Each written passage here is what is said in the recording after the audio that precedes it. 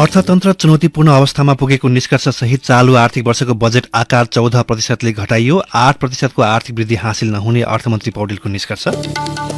माओवादीको जनयुद्ध दिवसमा सार्वजनिक बिदा दिने सरकारी निर्णयको विरोध। अहिलेको राजनीतिक परिवर्तनको जग भएकाले सम्मानमा बिदा दिएको सञ्चार मन्त्री शर्माको भनाई।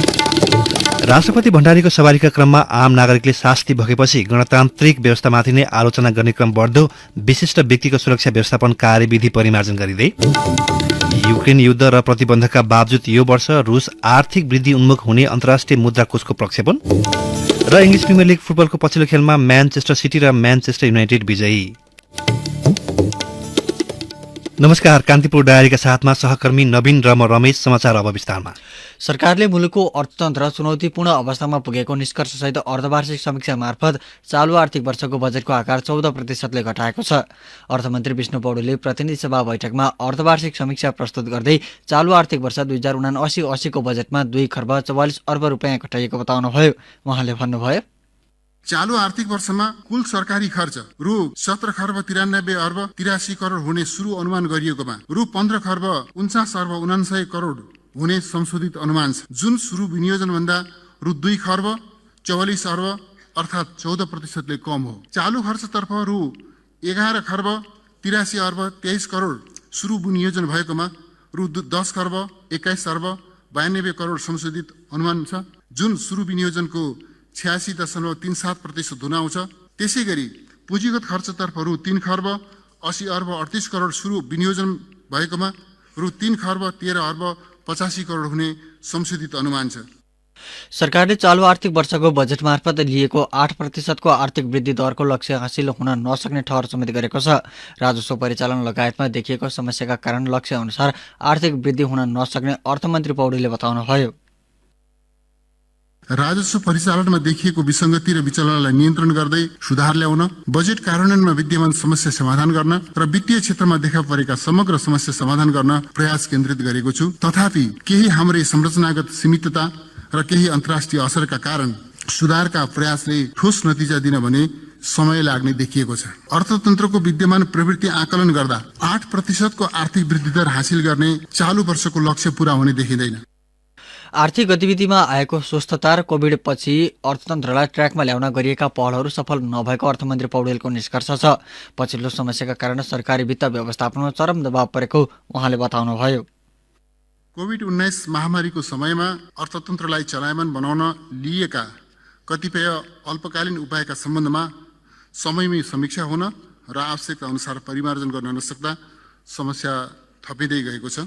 चालू आर्थिक वर्षको बजेटको अर्धवार्षिक समीक्षा अर्धवार्षिक अवधिसम्म आइपुग्दा यस अवधिमा गरिएको आयात नियमनको असर तथा आर्थिक गतिविधिमा आएको सुस्तता लगायतका कारणहरूले गर्दा राजस्व वृद्धि दर नकारात्मक हुन गई सरकारी वित्त सन्तुलनमा चरम दबाव परेको छ। यसैबीच अर्थमन्त्री पौडेलले किसानलाई आवश्यक मल र राष्ट्रिय गौरवका आयोजनालाई बजेट अभाव हुन नदिने बताउनु भएको छ। कुल खर्च कटौती गरेपछि सांसदले उठाएका प्रश्नको जवाब दिँदै पौडेलले विश्व बजारमा मलको लागत बढे पनि किसानका लागि आवश्यक परिणाम ल्याउनका लागि बजेटको अभाव हुन नदिने दावी गर्नुभयो। त्यस्तै अनावश्यक योजनामा खर्च कटौती गरिए पनि गौरवका आयोजनालाई रकम उपलब्ध गराउन सरकार प्रतिबद्ध भएको मन्त्री पौडेलको भनाइ थियो।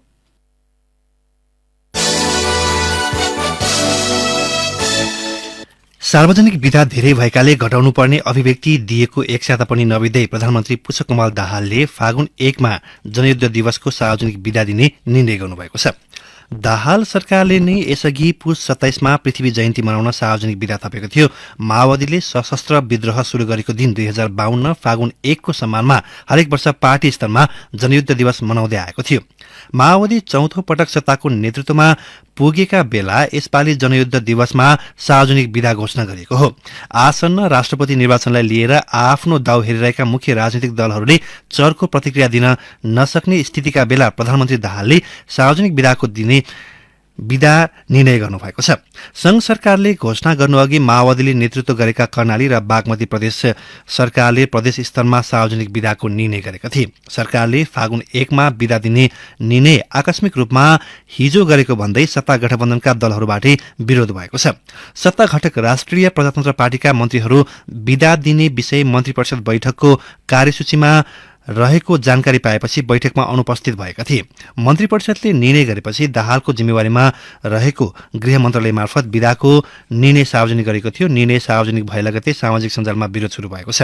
सत्तारूढ एमालेका सचिव योगेश भट्टराईले फागुन 1 मा बिदा दिने प्रधानमन्त्री दाहालको निर्णय अपरिपक्व र अतिवादको धङदङ्गी मात्रै भएको टिप्पणी गर्नुभएको छ। यस्तै आकस्मिक बाहेकका वर्षभरि दिने बिदाहरूको सम्बन्धमा मन्त्री परिषदले चैतमा निर्णय गर्ने चलन छ। घनिष्ठ मित्र राष्ट्रका प्रमुखहरूको निधन वा देशभित्र ठूलो अप्रिय घटना हुँदा आकस्मिक बिदा दिने गरिन्छ। तर 28औं जनयुद्ध दिवस मनाउन लागेको माओवादी सरकारको नेतृत्व गरिरहेका बेला ठिक एक दिन अघि सार्वजनिक बिदाको निर्णय भएको हो। राप्रपाका प्रवक्ता मोहन श्रेष्ठले हिंसात्मक विद्रोह गरेको विषयलाई राष्ट्रिय उत्सवका रूपमा मनाउने ढंगले बिदा दिनु उचित नभएको बताउनुभयो। राप्रपाले वर्तमान सरकारमा सहभागिताका लागि पृथ्वी जयन्तीका दिन पुस 27 मा सार्वजनिक बिदा दिनुपर्ने प्रमुख शर्त अघि सारेको थियो। त्यसै अनुसार बिदा दिने निर्णय मन्त्री परिषदले गरेको थियो। सरकारकी प्रवक्ता संचार तथा सूचना प्रविधि मन्त्री रेखा शर्माले भने अहिलेको परिवर्तनको जग माओवादीको जनयुद्ध भएकाले त्यसैको सम्मानमा बिदा दिने निर्णय भएको तर्क गर्नुभयो। प्रधानमन्त्री तथा मन्त्री परिषदको कार्यालयमा गत मंगलबार आयोजित प्रजातन्त्र दिवस मूल समारोह समितिको बैठकमा प्रधानमन्त्री दाहालले बिदामा पुनर्विचार आवश्यक रहेको बताउनु भएको थियो।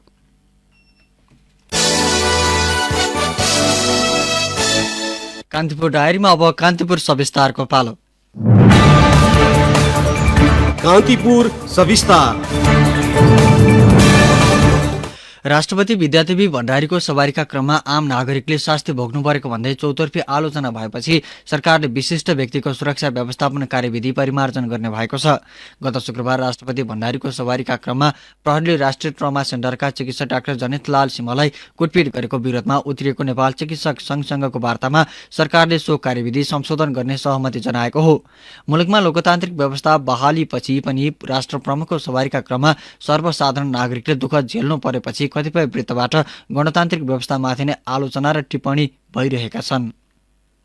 विशिष्ट व्यक्तिको सवारीका कारण सर्वसाधारणले दुःख पाएको भन्दै विरोध चर्किएपछि सरकारले विशिष्ट व्यक्तिहरूको सुरक्षा व्यवस्थापन कार्यविधि 2077 परिमार्जन गर्ने भएको छ। गत शुक्रबार राष्ट्रपतिको सवारीका कारण काठमाडौँ उपत्यकाको सवारी आवागमन अवरुद्ध हुँदा सर्वसाधारणले शास्ति खेपेका थिए। सोही क्रममा राष्ट्रिय ट्रमा सेन्टरका चिकित्सक डाक्टर जनितलाल सिंहमाथि प्रहरीले कुटपिट समेत गरेको थियो। कुटपिट पश्चात नेपाल चिकित्सक संघ देशभरका स्वास्थ्य संस्था र अस्पतालमा आकस्मिक बाहेकका सेवा बन्द गरेरै विरोधमा उत्रिएको थियो। नेपाल चिकित्सक संघसँगको वार्तामा सरकारी पक्षले विशिष्ट व्यक्तिहरूको सुरक्षा व्यवस्थापन कार्यविधि 2077 मा आवश्यक परिमार्जन गरी सहमति जनाएको हो। वार्ता टोलीका संयोजक प्रधानमन्त्री तथा मन्त्री परिषद कार्यालयका सचिव गणेश पाण्डे सहमति बारे भन्छन्। विशिष्ट व्यक्तिहरूको सुरक्षा व्यवस्थापन सम्बन्धी कार्यविधिमा समसामयिक परिमार्जन गर्ने, यो त समसामयिक रूपमा परिवर्तन हुँदै जाने विषय हो। 2077 सालमा पछिल्लो संशोधन नयाँ कार्यविधि बनायो। योभन्दा पहिलाका कार्यविधिहरू समसामयिक रूपमा संशोधन गर्दै गर्दै लिएर आएको। अहिले पनि अब यसमा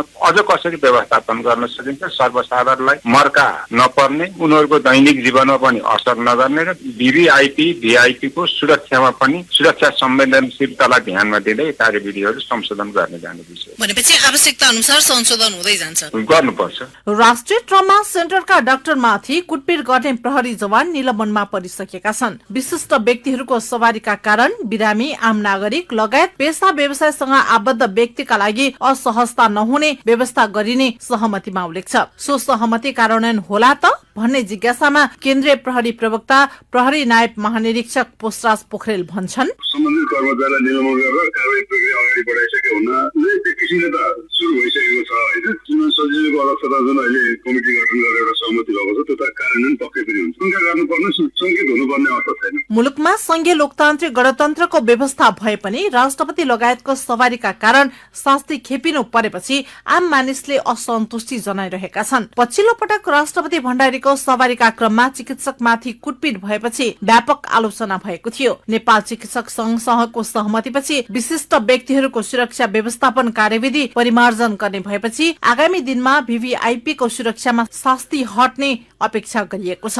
सरकारसँग वार्तामा सहभागी संघका अध्यक्ष डाक्टर लोचन कार्की भन्छन्, प्रत्यक्ष हस्पिटलको अगाडि जब घटना घटिसकेपछि हामीले चाहिँ केवल खाली डाक्टरहरूलाई कुटपिट गरेको कुरालाई मात्रै नभएर यसलाई पनि एउटा रुट कज यो वान अफ द कज यो पनि हस्पिटलको अगाडिबाट त्यो बाटो नगरेको भएदेखि सायद डक्टर्सहरूको मोमेन्ट्सहरूलाई सही हुन्थ्यो, स्वास्थ्य कर्मीको मोमेन्टहरूलाई सही हुन्थ्यो, बिरामीको मोमेन्टहरूलाई सही हुन्थ्यो, बिरामीको मान्छेहरूलाई सही हुन्थ्यो। अब त्यहाँ घन्टौँ जाम हस्पिटलसम्म एम्बुलेन्स आइपुग्न सक्ने, हार्ट एट्याक भएका बिरामी बाटोमै हार्ट एट्याक हुने, अथवा सानसाना बच्चाहरू स्कुल जाँदाखेरि त्यहीँ अड्किनु पर्ने, अथवा कसैको प्लेन छुट्ने होला, अथवा कसैको इम्पोर्टेन्ट मुद्दा होला, कसैको के होला, बाटोमा बस्ने बटुवाहरू होला, हिँड्ने मान्छेहरू होला, यी सबैलाई शास्ति नहोस्, यो चाहिँ एउटा रुट कज यो पनि हो भन्ने कुरालाई नै हामीले गरेर उठान गरेर जुन निष्कर्ष निस्केको छ यसलाई हामीले पोजिटिभली हेरेका छौँ। हाम्रो आशा छ चाँडै एक हप्ताभित्रमा यसलाई केन्द्र सरकारले कार्यविधि परिवर्तन गरेर लागू गर्छ र यसले चाहिँ आम जनतालाई चाहिँ जुन असहज भइरहेको थियो त्यसमा सहज वातावरण बन्नलाई सहयोग हुन्छ जस्तो लाग्छ। गत शुक्रबार राष्ट्रपति भण्डारीको सवारीका बेला काठमाडौँको सड़कमा नागरिकले भोग्नु परेको समस्यालाई लिएर संसदमा समेत आवाज उठेको छ। एमाले सांसद रघुजी पन्तले भिआइपी भिभिआइपी को सवारीका बेला सर्वसाधारणलाई दुःख दिन नहुने बताए। लामो समयदेखि सो विषयमा विरोध हुँदै आए पनि सरकारले व्यवस्था गरेको सांसद पन्तको आरोप छ।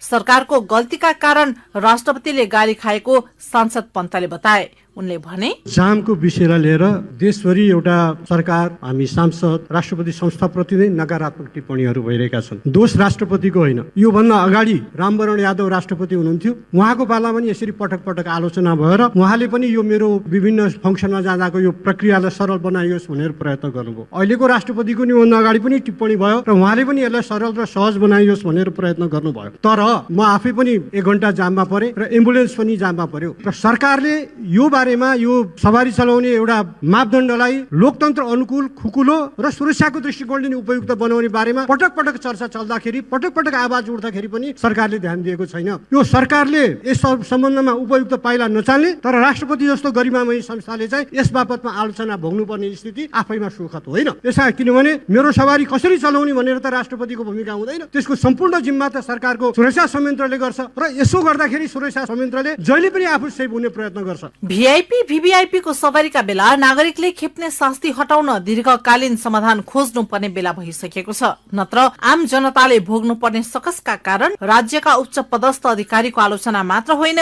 लोकतान्त्रिक गणतन्त्रात्मक व्यवस्थामाथि असन्तुष्टि र आक्रोश बढ्दै जाने निश्चित छ। रेडियो कान्तिपुरका लागि पार्वता चौधरी। कान्तिपुर सविस्तार।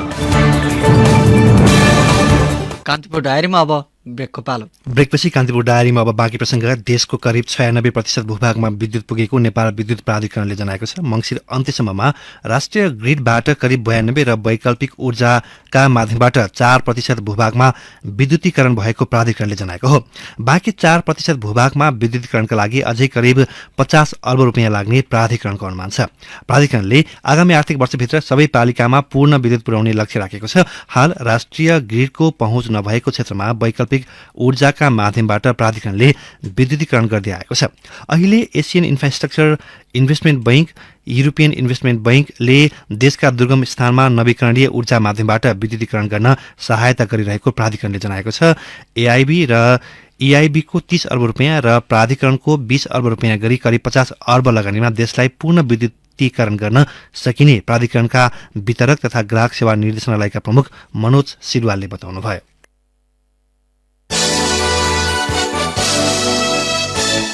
राष्ट्रिय स्वतन्त्र पार्टीका सभापति रवि लामिछानेको सांसद पद खारेज भएपछि रिक्त पदका लागि चितवन क्षेत्र नम्बर 2 मा आगामी वैशाख 10 गते उपनिर्वाचन हुने भएको छ। नागरिकता सम्बन्धी सर्वोच्च अदालतको फैसलापछि रिक्त पदका लागि निर्वाचन आयोगले आगामी वैशाख 10 गते आइतबार उपनिर्वाचनको मिति तोकेको हो। आयोगका अनुसार प्रतिनिधि सभा सदस्य निर्वाचन ऐन 2074 को दफा 68 बमोजिम उपनिर्वाचन हुन लागेको हो। संविधानको धारा 84 को बधारा 7 मा प्रतिनिधि सभाको कार्यकाल 6 महिना भन्दा बढी बाँकी छँदै कुनै सदस्यको स्थान रिक्त भएमा त्यस्तो स्थानमा उपनिर्वाचन गर्ने प्रावधान छ। आयोगले उपनिर्वाचन सम्बन्धी कार्यक्रम अनुसार आजबाट चैत 16 गतेसम्म मतदाता नामावली अद्यावधि गर्ने भएको छ। त्यस्तै आयोगले वैशाख 10 गते हुने उपनिर्वाचनका लागि कार्यतालिका सार्वजनिक गरेको छ। आयोगका अनुसार उम्मेद्वारको मनोनयन दर्ता चैत 20 गते, उम्मेद्वारको विरोधमा उजुरी दिन चैत 21 गतेका लागि तोकिएको छ। त्यसैगरी थप प्रक्रिया सकिएपछि उम्मेद्वारको अन्तिम नामावली प्रकाशन गर्दै चैत 23 गते उम्मेद्वारलाई निर्वाचन चिन्ह प्रदान गर्ने भएको छ।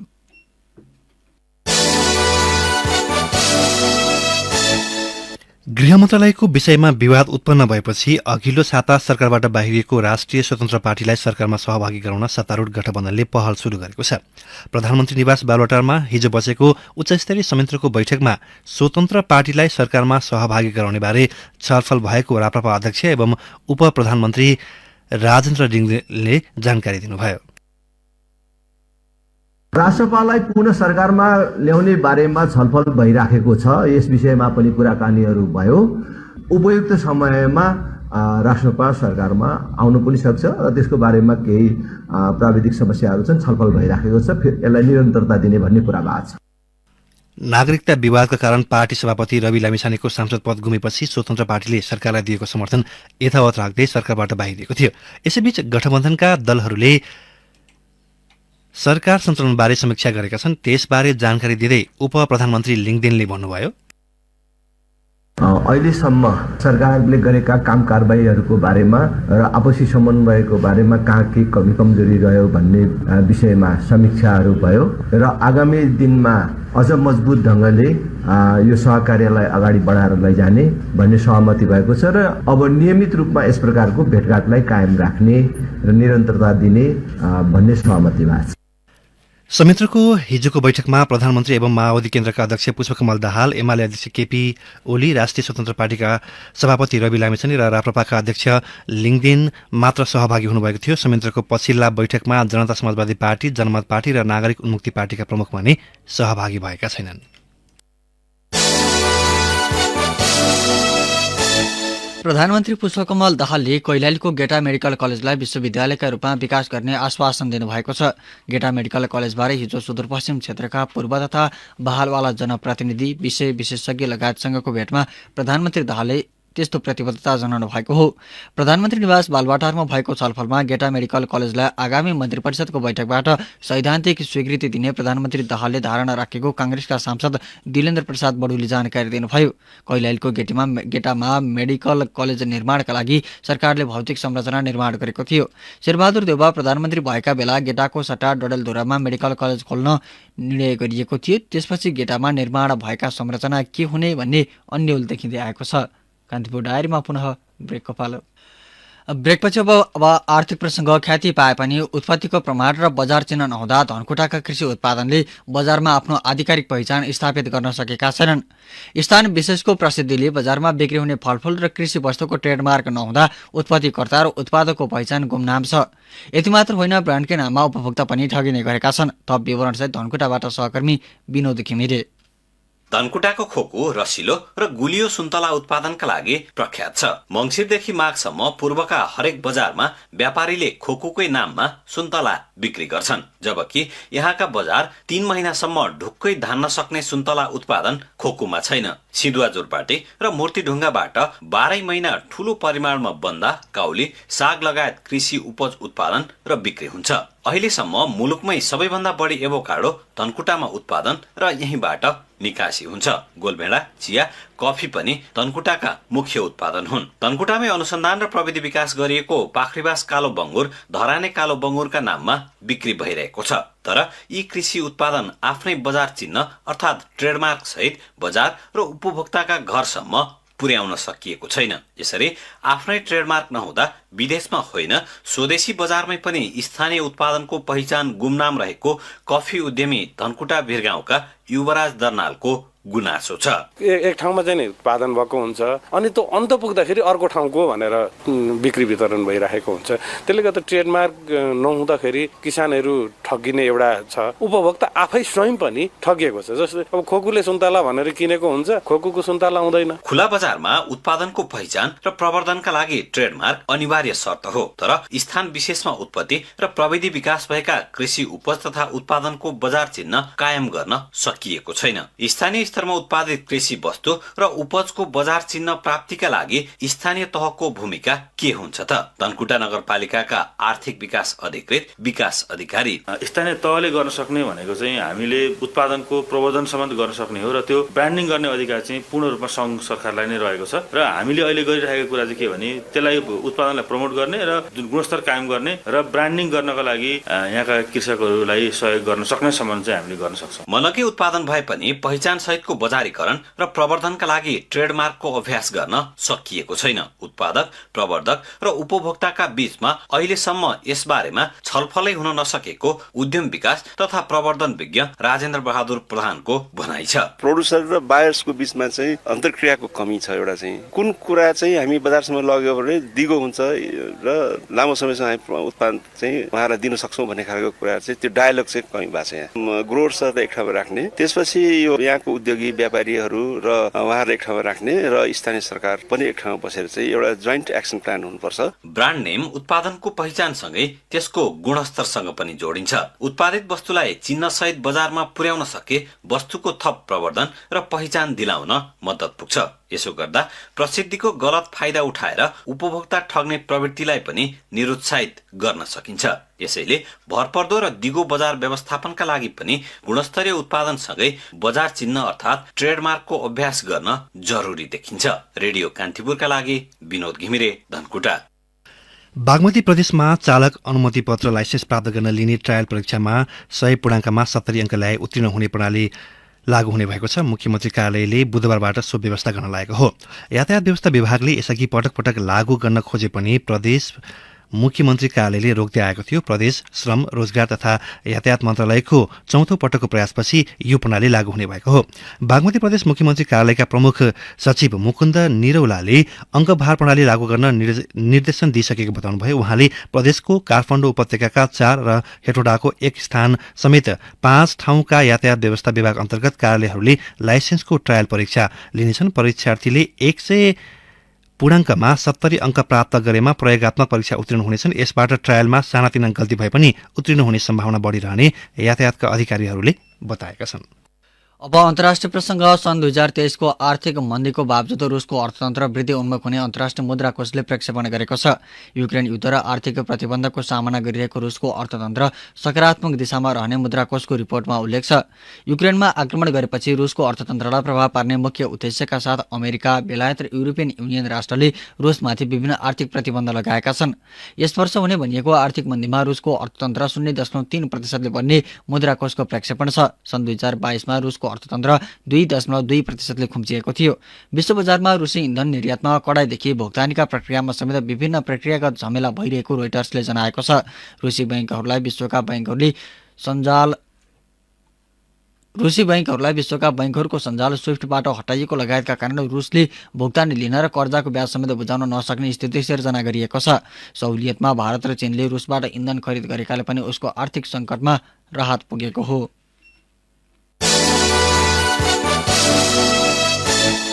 अब खेल प्रसङ्ग। इङ्ग्लिस प्रिमियर लिग फुटबलको पछिल्लो खेलमा एस्टन भिल्लालाई पराजित गर्दै म्यानचेस्टर सिटीले पहिलो स्थानको आर्सेनलसँगको दूरी घटाएको छ। सिटीले गैराती एस्टन भिल्लालाई 3-1 ले पराजित गर्दै महत्त्वपूर्ण 3 अङ्क जोड्यो। जितपछि सिटी 45 अङ्कसहित तालिकाको दोस्रो स्थानमा कायमै छ। आर्सेनल भने 51 अङ्कसहित पहिलो स्थानमा छ। यसैबीच गैरातीको अर्को खेलमा म्यानचेस्टर युनाइटेडले लिड्स युनाइटेडलाई 2-0 ले पराजित गरेको छ। जितपछि म्यान युनाइटेड समग्रमा 46 अङ्कसहित तालिकाको तेस्रो स्थानमा छ। जावलाखेल युथ क्लब सर्लाहीमा जारी राजर्षि जनकप फुटबल प्रतियोगिताको सेमिफाइनलमा प्रवेश गरेको छ। बागमती नगरपालिका स्थित सन्तोष श्रेष्ठ स्मृति खेल मैदानमा हिजो भएको पहिलो क्वार्टर फाइनलमा पिप्ले युथ क्लबलाई 3-2 गोल अन्तरले पराजित गर्दै जावलाखेल सेमिफाइनल प्रवेश गर्ने पहिलो टोली बनेको हो। जावलाखेलको जितमा हिस्बु थपलियाले 3 गोल गरेका थिए। पिप्ले युथ क्लबका लागि विश्व लामा र डोना थापाले समान 1-1 गोल गरे। जावलाखेलले अब सेमिफाइनलमा सङ्कटा क्लब र नवजागृति युथ क्लब बीचको विजेतासँग फागुन 4 मा खेल्नेछ। प्रतियोगिता अन्तर्गत आज हुने दोस्रो क्वार्टर फाइनलमा सुदूरपश्चिम 11 र ललितपुरको चर्च बोयज युनाइटेड बीच प्रतिस्पर्धा हुनेछ।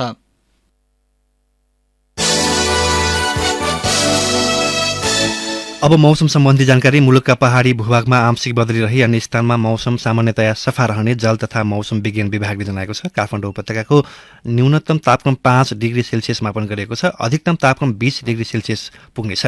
सूर्योदय केही बेर अघि 6:44 भयो। सूर्यास्त साँझ 5:53 हुनेछ। हवस्, तिनी प्रसङ्गसहित बिहान 6:30 बजेको कान्तिपुर डायरी लिइ सकिन्छ। हाम्रो अर्को बुलेटिन बिहान 8 बजे डेभलपमेन्ट एन्ड इकोनोमिक्स डायरी हुनेछ। अहिलेलाई सहकर्मी नवीन र म रमेश बिदा हुन्छौँ। नमस्कार।